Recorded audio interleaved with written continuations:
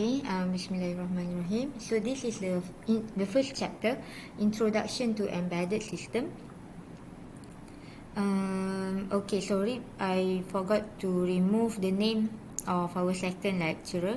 So I will be teaching this course alone. Okay, so tak ada Haji Hafiz bin Muhammad Zaini. So my mobile number is 01752333915. Okay, and this is my email. Okay, outline for this lecture is first we will go through general purpose computer. The second one is embedded systems. We will have a look at the examples of embedded system, and we see the difference between general purpose and embedded system. And we will have a recap of processor technology, which is microprocessors and also microcontrollers. Okay, what is a computing system? Okay, a computer is actually a computer. Okay, it's a system that has the following or more component. It must have a microprocessor. Okay, a large memory of two kinds. It must have these two memory, which is the primary memory, random access memory, and read-only memory, and also fast accessible caches. Okay, so from these two memory, RAM and ROM, if you remember from your microprocessor class, okay, which one is volatile and non-volatile? Okay, volatile means that when you turn off the computer, okay, the memory inside the memory hardware will be lost. Okay, so whatever data being stored inside the memory component will be lost. Okay, volatile means that it is non-permanent. Okay, non-volatile means that the data inside the memory is stored permanently unless the user itself delete it from the system. Okay, so volatile memory is usually inside RAM.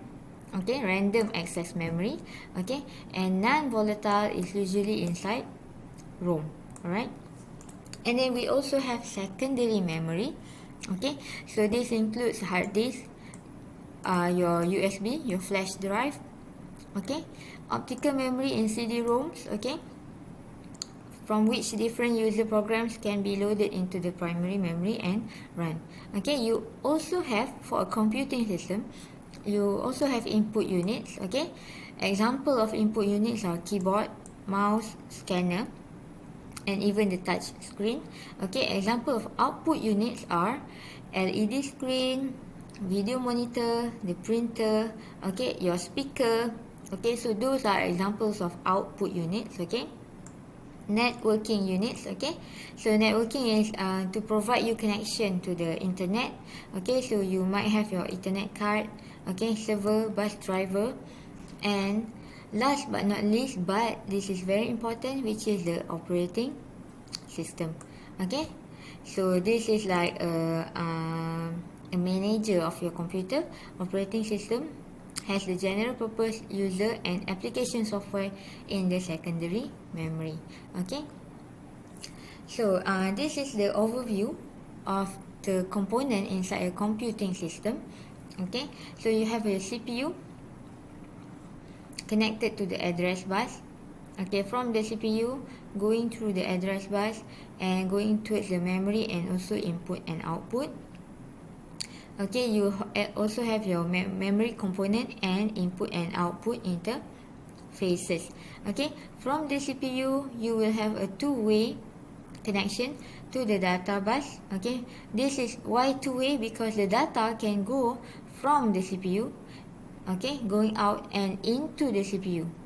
Okay, going in the CPU. Same goes to the memory. Okay, the memory, the data can go into and out from the memory, and input and output.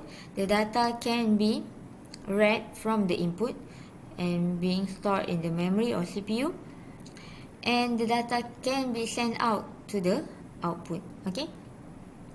Okay, same goes to the control bus. It is also a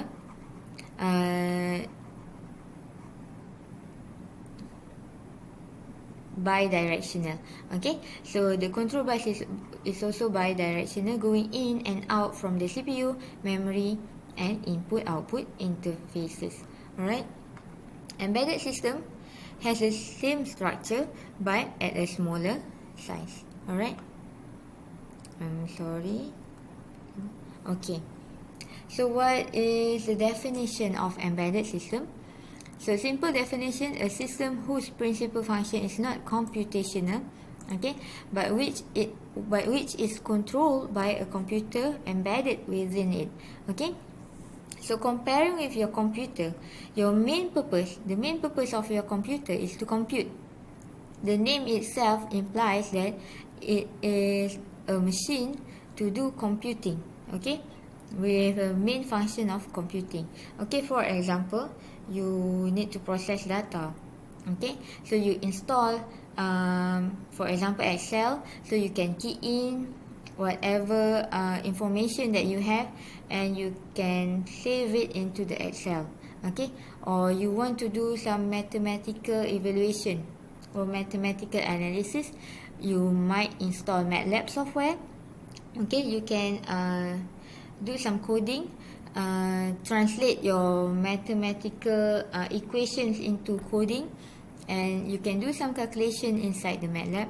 Okay, and it will give you output in terms of graph and also some value. Okay, value from the computational process. Okay, so that is the main purpose of a computer. However, comparing with computer with the embedded system, so embedded system, the principal function is not computational. Okay, but whatever function that it runs, okay, whatever function that is being run in the embedded system is controlled by a computer embedded within it. Okay, so embedded systems are information processing systems that are embedded into a larger product and are normally not directly visible to users. Okay, for example, your refrigerator, you cannot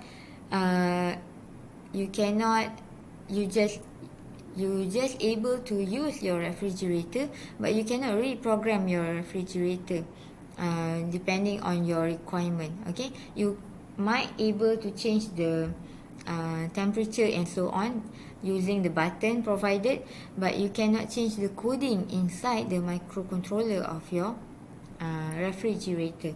Okay, any device that includes a programmable computer but not itself intended to be a general purpose computer. Examples of embedded system. Okay, so whatever machine that needs control, okay, so that is considered an embedded system. Okay, because you have a hidden computer inside the machine, okay, incorporated within the product to undertake the control mechanism. Okay, so imagine your oven. If there is no control mechanism inside your oven, so the machine might not be able to maintain the desired temperature. For example, you want to bake cookies and you want the temperature to maintain at around, for example, 270 degrees, for example. Okay, so what happened if you don't have the control mechanism? The heater might lead the temperature to keep on rising. Okay, so you might not be able to regulate the temperature to be at the desired value. Okay, so that's why control mechanism is very important. Okay, for it to be able to control the temperature at the desired range. Okay, another example of embedded system is domestic refrigerator. Okay, so you have your human interaction. You can adjust the temperature, adjust the coolness inside the refrigerator, and you have a compressor control. Okay, whenever you adjust the temperature, so the compressor will do its part to regulate the temperature inside the refrigerator. Okay, so this is done based on the embedded computer inside the refrigerator. Okay, so you have your actual current temperature, and you have input your required temperature. Okay, so the compressor will do its mechanism to achieve the required temperature. Okay, another example is car door mechanism. Okay, you have your power window. Okay, and then you have your power window button. Okay, and then whenever you push the power window button, it will, the embedded system, okay, the microcontroller will instruct the window motor to turn and leading the window to go down. Okay, and you also have lock control, lock actuator, okay, open door sensor, okay, window control buttons, window stall sensor. Okay, other examples of embedded system. Okay, you have at home, you have like washing machine, fridge, burglar alarm, okay, microwave oven, central heating controller, even the toys and games inside the house is also an embedded system. Okay, in the office, okay, photocopier machine, checkout machine, printer, scanner, motor vehicle, the door mechanism itself, the brake system, engine control, in-car entertainment, and also climate control. Alright, what are the common characteristics of embedded system? Okay, so how do we connect, okay, embedded system to the physical environment? Of course, it is through sensors and also actuator. Sensors is for the input, actuator is for the output. Example of sensors is the push button, okay, or the temperature sensor. Example of actuator is the motor. Okay, dedicated towards a certain application. Okay, extra program makes the program less dependable. So usually if you have your machine, usually it is dedicated towards a certain application. For example, a vending machine, it is only to for selling of, for example, water bottles. Okay,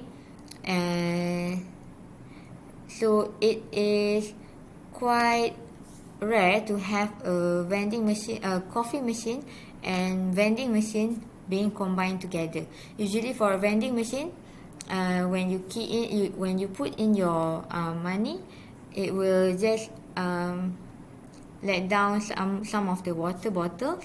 But you might have another type of coffee machine where you key in your requirement, you want some less sugar, so it will give the output of a coffee being made for you. Okay, so if they combine both systems, it might make the system less dependable. Okay, dedicated user interface, push button, pedals, and steering wheels. Okay, hybrid system, it might combine, okay, it might include both analog and digital parts. Okay, cost, okay, it has to be efficient, okay, in terms of cost, the runtime, the weight, okay, the code size, and energy. And real-time constraint, hard real-time and soft real-time. So this will be explained in the later chapters. Okay, must be a reactive system. For example, your ATM machine, okay, bila tak ada orang pakai, okay, it will be idle. Okay, so it will just blinking, waiting for input from user. If there is an input, yes, it will execute whatever task being informed to the machine. For example, you want to withdraw money, so it will execute the task of money withdrawing, okay, cash withdrawing. And once you're done with the task, it will go back to the idle state. Okay, if there is no input, it will always go back to the idle state. So that is a reactive system, reactive to the input of users. Okay, and embedded systems have to be dependable. What does it mean by dependable? You have 5 keywords over here. It must be reliable. Okay, it will not fail. Okay, reliable means it will not fail. The machine will not fail, will not shut down suddenly. must be maintainable. Okay, maintainability means that whenever the machine is down, it can be repaired. Okay, must be available. To make the machine available, it must be reliable and maintainable. Okay, a combination of this reliability and maintainability. Safety. Okay, even though it fails, it will not cause any major harm. Okay, security, secure data. Okay, for example, your ATM machine, whatever input you key in into the system, for example, your password need to be secured. Okay, cannot be hacked and being stolen by other people or other parties. Okay, so the difference between general purpose and embedded system. Okay, as mentioned earlier, general purpose is intended to run a fully general state set of applications. Okay, so your computer, you can run whatever software that you can install desired software, and you can do computational process using your general purpose computer. You can install MATLAB, you can, even if you want to play games, okay, you can install games, okay, and if you don't want it anymore, you can delete it. Okay, you can remove or uninstall it from your computer. But for embedded, it runs a few applications, okay, oftenly known at the design time. So during the designing of the machine, so they already decided. So this machine is a photocopy machine. So it can only do photocopy, maybe scan, okay, or print. Alright. So you cannot change the applications being installed in the machine. So general purpose is end user programmable. Okay, you can, like I mentioned earlier, okay, you can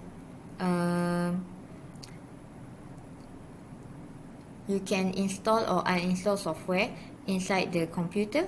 Okay, so that means that the user can change whatever program inside the computer, but embedded, not end user programmable. Okay, so faster is always better. Okay, so of course you want your computer to be fast. Okay, but embedded operates in a fixed runtime constraint, and additional performance may not be useful.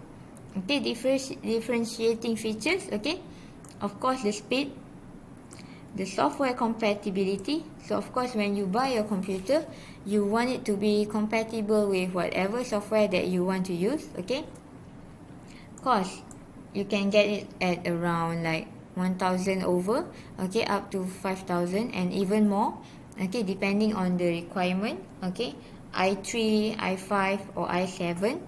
Okay, whether it is HDD or SSD. So the latest is SSD, and it is fully recommended because SSD is way faster than HDD. Okay, differentiating features. Okay, power, the power consumption. Okay, the cost. So you might see different brands of machine give you different price. Okay, so that is usually depending on the quality of the product itself. The size and the speed must be predictable. For example, your washing machine, usually one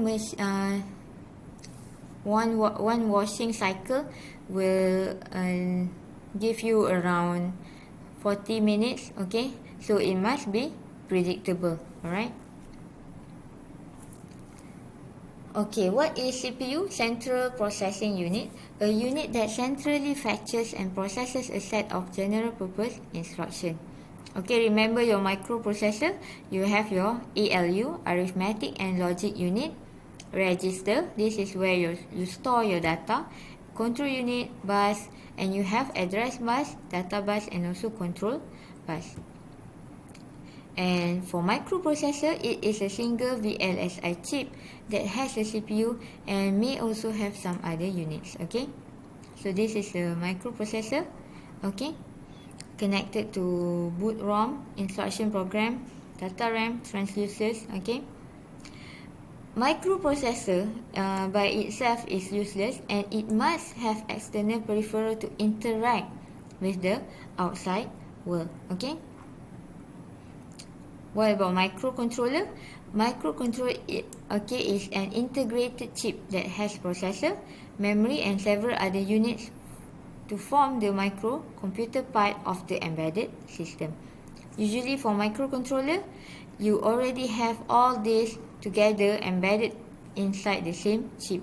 But for microprocessor, it only has a CPU. Okay, it must be connected to other peripheral to make it work. Okay, so what's the difference? Let's recap a bit of the difference between microprocessor and microcontroller. Micro P, a chip that contains only the processor, need other chips to make a working system. Okay, so microcontroller, a chip that contains all the components of a computer: processor, memory, storage, and also I/O interfaces. Okay, so micro P is more flexible. Okay, micro P is embedded inside your computer, so of course it is more flexible. Micro C less flexible, can have very few I/O or many I/O devices using the same processor. Okay, so for micro C, less component count and less powerful. Okay, so micro P used as a general purpose processor when large embedded software has to be located in the external memory chips. Okay, and when do you use micro C? Used when a small part of the embedded software has to be located in internal memory. Okay, and when on-chip functional units such as interrupt handler, timer, and others are required. Okay, what do you mean by timer? So of course, like I mentioned earlier, for example, your washing machine, it need to have a timer to keep track with the time taken for one washing cycle. So for example, how much time is allocated to do the washing, and how much time is allocated to do the spinning, and how much time is allocated to, in case you want to soak your clothing. Okay, so this is always related to timer. So timer is the one telling the microcontroller that okay, time's up, so move on to the next process and so on. Okay, so that's all for today's lecture. For next lesson, you will be doing human and we will go through human and physical interfaces. Okay, such as keypad, LED display, LCD, sensors, digital input, and interfacing to actuator. Thank you very much.